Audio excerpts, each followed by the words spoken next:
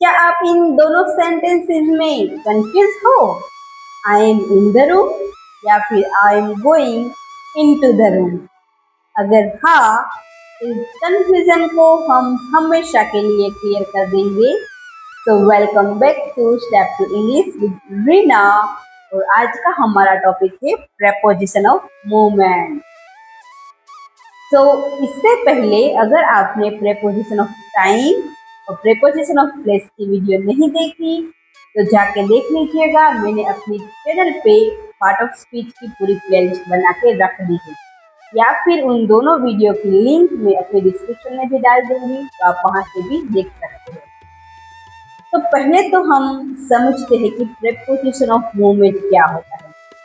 Preposition of movement वो होता है जब कोई चीज एक जगह से दूसरी जगह पर मूव कर रही हो। आपको नाम से ही तो पता चल जाएगा, मूवमेंट। यहाँ हम प्रेपोजिशन ऑफ मूवमेंट को प्रेपोजिशन ऑफ डायरेक्शन भी कह सकते हैं।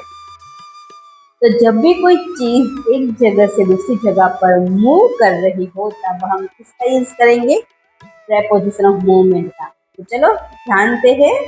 तो पहला है इनटू। इनटू का मतलब होता है कोई चीज का बाहर से अंदर की ओर मूवमेंट करना।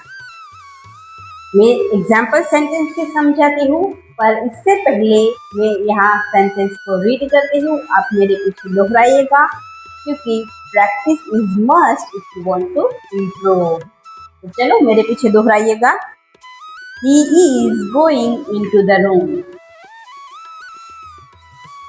I am putting a book into the bag.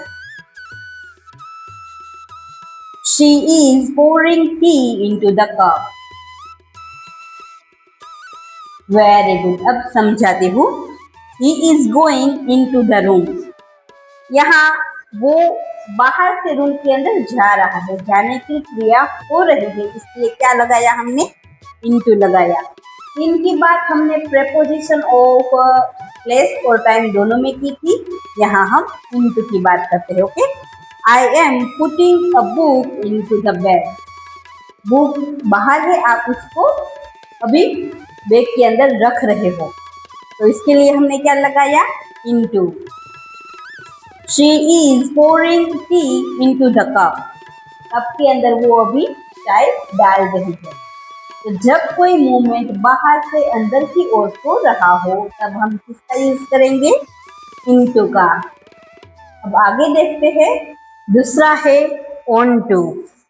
onto का मतलब होता है किसी सरफेस पर मूवमेंट हो रही है। पहले एग्जाम्पल सेंटेंस को रीड करते हैं, मेरे पीछे बोलिए, उसके बाद समझाते हैं। The cat is jumping onto the table. He is putting a cup onto the table. They are climbing onto the tree. Very good. अब समझाती हूँ। The cat is jumping onto the table. तो यहाँ टेबल पर वो नीचे से table के ऊपर जंप कर रही है, तो टेबल की सरफेस पर जंप है, इसलिए क्या लगा? onto। He is putting a cup onto the table. यहाँ कप टेबल की सरफेस पर रखने वाला है, इसलिए onto। They are climbing onto the tree. वो ट्री पर क्लाइंब करने वाले हैं, चढ़ने वाले हैं, इसलिए onto। तो जब भी कोई क्रिया नीचे से ऊपर की तरफ हो रही हो किसी सरफेस पर, तब हम onto का यूज करेंगे। आगे जानते हैं। नेक्स्ट है टू। टू का यूज हम तब करते हैं जब कोई एक जगह से दूसरी जगह पर जा रहा हो, पर याद रखिएगा जब कहाँ जा रहा हो उस बात की क्लियरिटी हो। पहले सेंटेंस देखते हैं, उसके बाद समझाती हूँ। I am going to school. She is coming to the park. They are going to Mumbai. Very good. अब समझाती हूँ। I am going to school. तो यहाँ कहीं जा रहे हैं, पर कहाँ जा रहे हैं? स्कूल। हमें पता है इसकी डेस्टिनेशन क्या है? स्कूल। तो हमने किसका यूज किया? टू का। She is coming to the park, यहाँ भी वो आ रही है पर डेस्टिनेशन क्या है?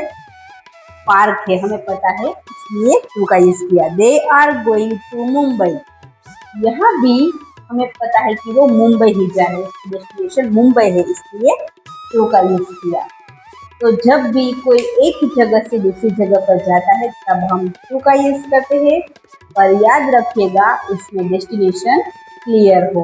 आगे है फ्रॉम।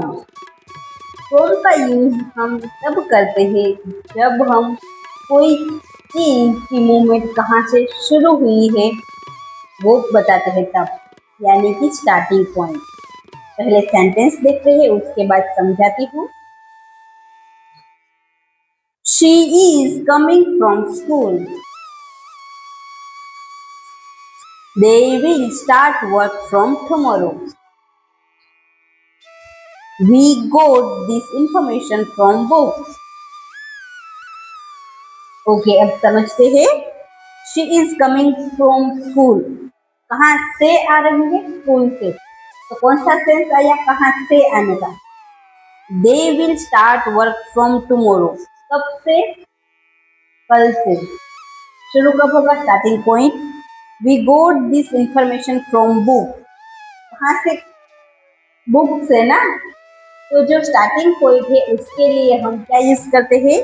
फ्रॉम। कहाँ से का जो सेंस देता है ना, उसके लिए हम फ्रॉम का यूज करते हैं। आगे समझते हैं। आगे है ऑफ। ऑफ का मतलब ये होता है कि किसी सरफेस से अलग होना या फिर नीचे आना।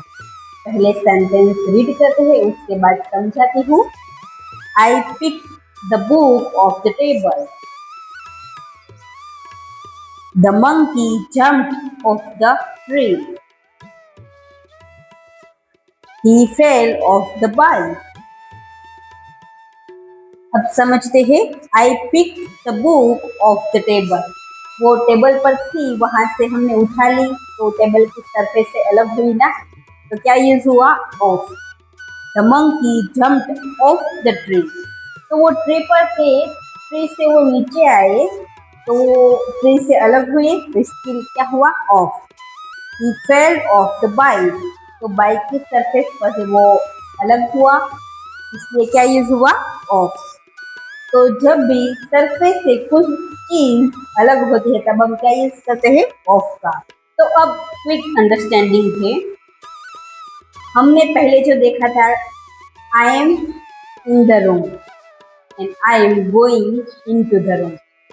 तो इन द रूम इसका मतलब होता है कि वो रूम के अंदर है, कोई मूवमेंट नहीं हो रही। I am going in to the room, या रूम के अंदर जा रही हूँ, तो मूवमेंट हो रही है, बाहर से अंदर की ओर जाना, तो इनटू लगा। तो आज हमने प्रेपोजिशन ऑफ मूवमेंट या डायरेक्शन सीखा, और अगले वीडियो में हम सीखेंगे कुछ कंफ्यूजिंग प्रेपोजिशन जो हमेशा बहुत सारे स्टूडेंट को कंफ्यूज करते हैं। Don't miss it.